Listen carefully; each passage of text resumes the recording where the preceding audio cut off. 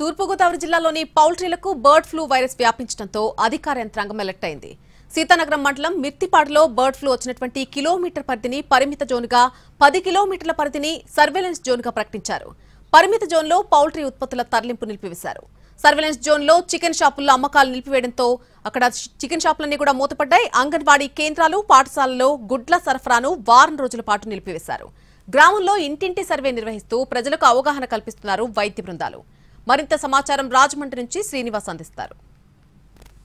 Bird flu వచ్చిన కారణంగా మేము కోడిగుడ్లు నిలిపేసామండి. డైలీ పెట్టే పాలు ఇస్తున్నాము. మధ్యాహ్నం భోజనం పెట్టి ఆ రోజు ఏదైతే మేము ఆ ప్రకారం పెడుతున్నాము సార్. గుడ్డు డైలీ వేస్తామండి. డైలీ గుడ్డు పెట్టాలండి. 9-10 గుడ్డు పెట్టాలి. 10:30 11 పాలు ఇస్తాం.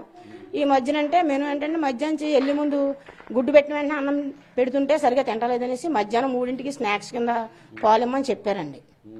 ఇప్పుడు అలా ఇస్తున్నామండి. ఇప్పుడు గుడ్డు పెట్టలేదు కాబట్టి అండి పొద్దున మాటలు పాలు ఇచ్చేసామండి. 11:30 టైంకి ఫుడ్ పెడుతున్నాం. అదే కోడిగుడ్డు పెట్టద్దు అన్నారండి. ఒకవేళ ఈ చుట్టుపక్కల కూడా ఎవరినైనా తినద్దని మాకు అందుబాటులో ఉన్న వాళ్ళ మట్టుకి అమ్మ గుడ్లు తినద్దు, కోడి మాంసం తినద్దు, ఇక్కడ 1 కిలోమీటర్ మేర రెడ్ జోన్గా ప్రకటించారండి ఇక్కడ. అందుకని ఇక్కడ మాంసం గుడ్లు కూడా ఏమీ లేవండి. మా పక్కన ఉంది చికెన్ షాప్, అది కూడా మూసేసే ఉందండి 3 రోజులు బట్టి 4 రోజులు బట్టి.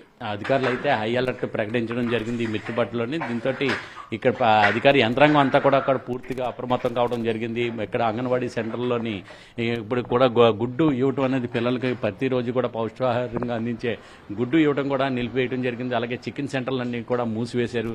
పారిశుధ్యానికి సంబంధించి గ్రామం అంతా కూడా బ్లీచింగ్ చల్లడం జరుగుతుంది.